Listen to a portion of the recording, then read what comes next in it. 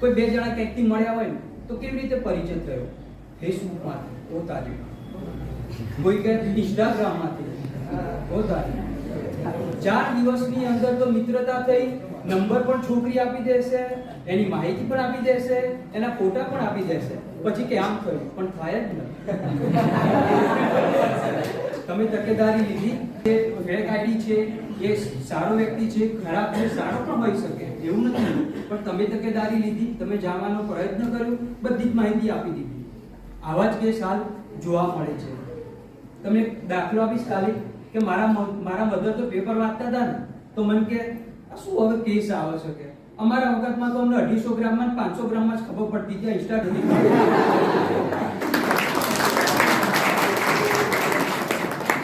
આ બધી એ વખતે કઈ ખબર જ નથી પડતી, એટલે બધું પેપરમાં વાંચવું પડે છે. તું બંધ કરે છે કે એનું કોઈ બનાવ તમે જોજો, ગમે ત્યારે બનતો હોય ને તો તાત્કાલિક નથી બનતો, એક જ દિવસમાં નથી બનતો. જેમ કે કોઈ પેપરમાં વાંચ્યું હશે, તમે તો મોટા વિદ્યાર્થી છો એટલે પેપર પણ વાંચવું જ જોઈએ.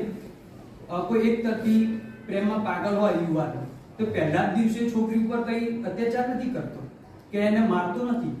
જ્યારે એને કીધું એ છોકરી ના કરે પછી જ એ કંઈક એવું ખરાબ કૃત્ય કરે છે, તો તમને સમજવાનો સમય મળે.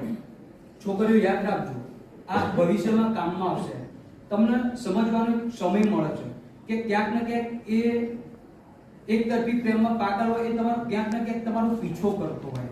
તમે થોડાક સજાગ થાઓ. ક્યાંક ને ક્યાંક તમારા મિત્રો જોડે તમારી કોઈ માહિતી એકઠી કરતો હોય, ભેગી કરતો હોય, ક્યાંક ને ક્યાંક એ તમારી નજીક આવવાનો પ્રયત્ન કરતો હોય, તો નથી ખબર પડતી આપણને. આપણે બેદરકારી શું કામ દાખવીએ? આપણે એને ધ્યાન આપીએ એની ઉપર, એ બાબતની ગંભીરતા લઈએ, તાત્કાલિક શરમ સંકોચ રાખ્યા વગર આપણા માતા પિતાને જાણ કરીએ કે આ ભાઈ આવી રીતે મારી આજુબાજુમાં આવવાનો પ્રયત્ન કરે છે, મારી માહિતી બીજા મારા મિત્રો દ્વારા લેવાનો પ્રયત્ન કરતો હતો. આવી આપણે તકેદારી રાખીએ. શાળાની આજુબાજુમાં હોય તો આપણા વર્ગ શિક્ષકને જાણ કરીએ કે સાહેબ આવું થાય છે.